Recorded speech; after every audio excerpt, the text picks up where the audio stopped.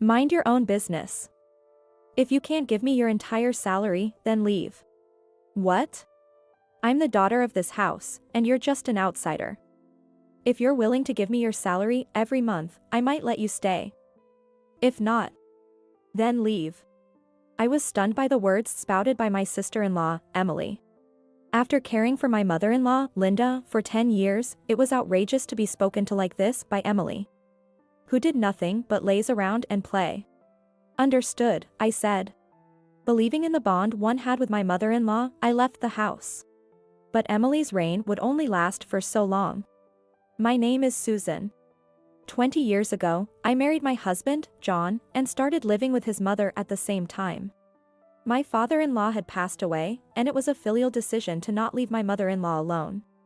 Fortunately, she was a very kind person, and we got along well. But 10 years ago, she fell ill, and since then, I've been her caregiver. After she became bedridden, I left my job to become a freelancer.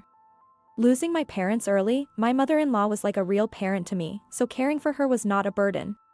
However, 3 years ago, John passed away in an accident. It was so sudden. My mother-in-law became like a shell of herself, shocked at losing her only son. Though her body was frail, her mind was still sharp. But since then, she became more absent-minded.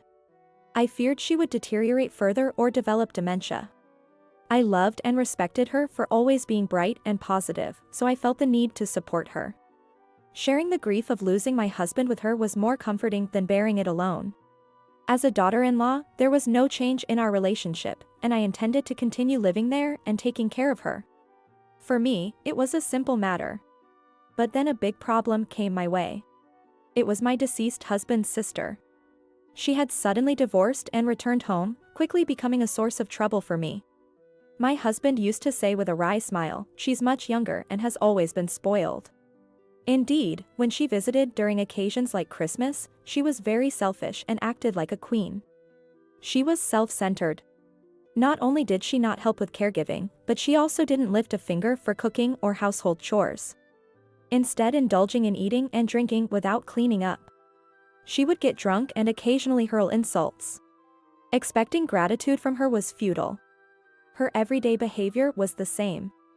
Knowing I was busy with caregiving, she would suddenly drop off her child for me to look after and go out for fun. When she finally came to pick them up, she would take the food I had prepared without asking. She was doing whatever she wanted just because this was her parents' house. I gently tried to talk to her about it once. But she exploded in rage. "You're just a childless, useless freeloader, so you should be doing all the housework. Mom wanted grandchildren, but you couldn't give her any. That's why I bring my children here." How could she say such cruel things to me, who couldn't have children despite wanting them? I couldn't believe she was the daughter of my gentle mother-in-law. Realizing that talking to her was futile, I decided not to say anything from then on. We didn't meet too often, so I thought I should just bear it. While I hoped to live peacefully, her visits started to increase. "Emily, why are you leaving your kids here so often and staying out late?" Linda asked her once. "I started a part-time job. It costs money to raise kids. You must be happy to see your grandchildren, right?" Emily replied. "That's true, but..." Linda seemed unconvinced. I wondered if she really needed to work night shifts, especially since her children were still so young. I was skeptical about her need to work night shifts, considering she wasn't in financial trouble, but I kept my doubts to myself. Then one day, Emily showed up unexpectedly, as usual. I thought she was here to drop off her child, but she was alone. She arrived dragging a large travel trunk, which made me curious. Then, out of the blue, she declared, "I've gotten divorced, so from today, I'll be living here." Linda and I were shocked and asked her what she meant. Then, turning to her mother with a near tearful expression, she began to explain. She revealed that she had been enduring domestic violence from her husband for a long time and finally decided to divorce because she couldn't bear it anymore. She wanted to bring her children with her, but her husband wouldn't allow it. She claimed that she agreed to the divorce under the condition that she would leave the house alone. I was speechless. I had met her husband a few times, who seemed gentle and kind, not at all like the person she described. In fact, it was Emily who often yelled at her husband and child unreasonably. I doubted her story, but Linda believed her daughter and agreed to let her live with us. Linda apologized to me, saying she couldn't ignore her daughter's situation after hearing she was divorced and kicked out. But living with Emily. Thank you, Mom. That's the situation, Susan, so please take care of me, she said. Emily, who was supposed to be crying, revealed dry eyes and a sly smile. It seemed like it was all an act. So, life under the same roof with my returnee sister-in-law began, but she continued to do nothing, just like before. She didn't even care for her own mother, let alone do any cooking, laundry, or cleaning. It was surprising how little she did. Yet, she was constantly giving orders. She thought I was a servant. Come on, make something with more substance. What's with this bland, veggie-heavy meal? Is this some kind of harassment? I made it with low salt, considering Mother's health. Emily, why don't you cook what you like for yourself? What? How dare you give orders when you're just a freeloader? Freeloader? After all, my brother is gone, and you're just an outsider now. Why are you still living in this house? Who would take care of Mother if I wasn't here? If it weren't for that caregiving job, I would have kicked you out a long time ago. The quiet days living with my mother-in-law seemed like a distant memory. Despite the increasing stress, I made sure not to let my mother-in-law notice. One day, she said to me, Susan, there's a place I want to visit. It's hard with the wheelchair, but could we go together? Of course. Where would you like to go? Shall we also stop by that cafe we used to visit? We had a favorite cafe nearby since the early days of my marriage. We often went together when she was healthier. That sounds nice. I have something important to discuss with you, too. A month later, Emily returned from outside and asked without greeting. Hey, what's your job now? Well, I'm doing work that can be done from home. I can't devote as much time as before because I want to prioritize Mother's care. So, you are earning a salary? Not a salary, but I do get paid for the work I do. Then give me all your earnings. What? I was dumbfounded by her words. That's absurd, right? It's ridiculous to keep a stranger in the house for free. Pay rent and utilities. Rent? I've been living here since I married. We even paid for the renovation, and I've been covering all the utilities. But this is our property. And since my brother is gone, you're technically an outsider. What do you mean? I'm just stating the facts. Instead of that, if you're not going to take care of your mom, why don't you look for a job? I couldn't help but retort, frustrated by her attitude. Seemingly displeased with my response, my sister-in-law continued her tirade. Excuse me? What right does a stranger have to be so arrogant? All that caregiving is just a show, isn't it? There won't be any inheritance for you. You're an outsider. Don't talk nonsense. As a daughter, shouldn't you be more concerned and caring for her? Ugh. So annoying. Don't meddle, outsider. If you can't pay me your entire salary, then leave. What? I'm this house's daughter, and you're just an outsider. If you pay your salary every month, I might let you stay. Otherwise, leave. I was dumbfounded by her words. For the past 10 years, I had cared for my mother-in-law, who couldn't move freely, and had always been there for her. Especially after her son passed away. I had the urge to declare that I was more of a daughter to her than she ever was. To think you can say such awful things when I've been handling everything in this house. My voice trembled with anger. But Emily just scoffed at me. It's only natural to receive money for keeping a non-family member in the house. How dare you act so entitled, you must be after the property. Fine. If that's how you feel, I'll leave. Okay. So you can't pay me, huh? What about Mother's care? Promise me you'll take care of that properly. Yeah, I get it. Annoying. You know the helper we've been using, right? Arrange for them to come daily. And of course, you'll handle the payment. I couldn't believe it. She had no intention of taking care of her mother herself. I couldn't leave my mother-in-law in her hands. I immediately called a care manager I knew. A few days later, I moved out, knowing Emily would likely continue her usual habits of being away from home. Coordinating with the care manager, I visited my mother-in-law during Emily's absence. "I'm so sorry, Susan. I never thought she would kick you out." I asked her to take back her words, but she wouldn't listen, said Linda. "Don't worry about it. Just call me if you need anything," I reassured her. Then, suddenly, a farewell came. Linda, who had been stable during the day, suffered an attack of her chronic illness in the evening. I rushed to the hospital upon receiving the call from the care manager, but Emily was nowhere to be seen. A few hours after being admitted, the doctors did all they could, but Linda passed away. I couldn't even say goodbye or express my gratitude. Tears wouldn't stop flowing. A few days after her funeral, relatives gathered in the house, now occupied only by Emily. Linda had wanted her will to be read in front of everyone. The lawyer she hired, named David, addressed the gathering. "Before I read the will, as per the deceased's wish, we will listen to a recording of her voice. Please, listen." Her voice filled the room. Everyone listened intently.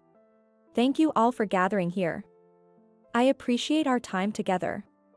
Now, I'll leave my will regarding my estate. It's not a large sum, but I wanted to avoid any trouble and have all relatives here. To my daughter, Emily, I leave $10 million. She didn't care for her mother, but she has a small child and needs to pay alimony. I leave only the legally required portion." "What? Just the required portion? Isn't it all mine?" Emily's voice rose in disbelief, and murmurs spread among the relatives. "Emily got divorced? She hasn't shown up at family gatherings for years. Alimony? She doesn't even have custody of her child? Wasn't John's wife the one taking care of Linda alone?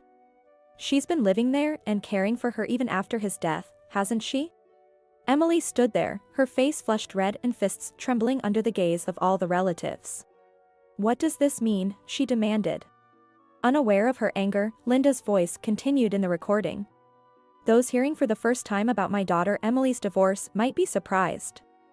The reason for the divorce was her infidelity." "What?" The relatives, taken aback, collectively gasped, and Emily's complexion visibly changed.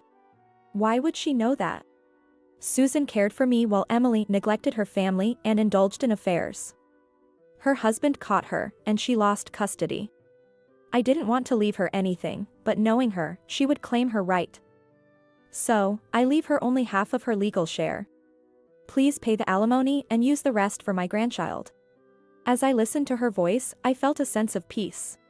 "And Susan, thank you for being my daughter-in-law and for everything you've done. I loved your honesty and kindness. You bore the hardest pain when John died but stayed strong for me. No amount of thanks is enough." Tears flowed from my eyes. "Caregiving is hard, and you did it without complaint or pay, always with a smile.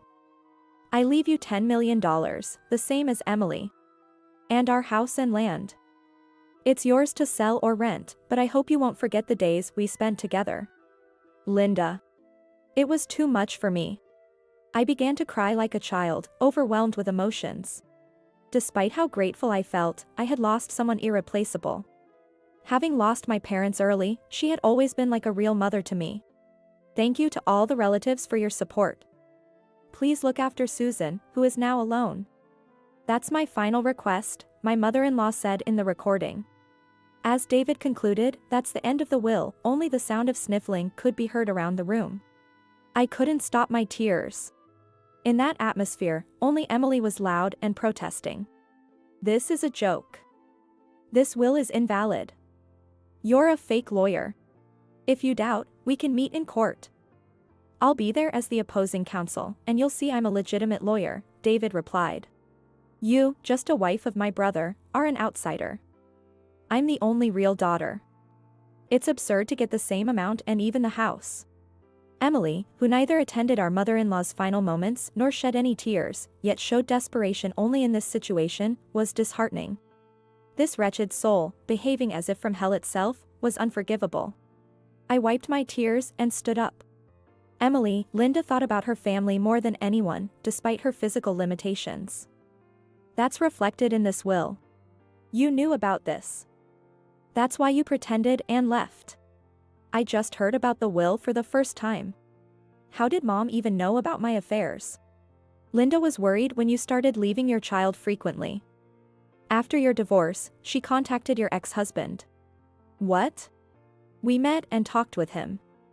Linda couldn't go alone. What? Your husband tried to mend things multiple times, but you kept cheating. He showed us the evidence. Still, he didn't want alimony.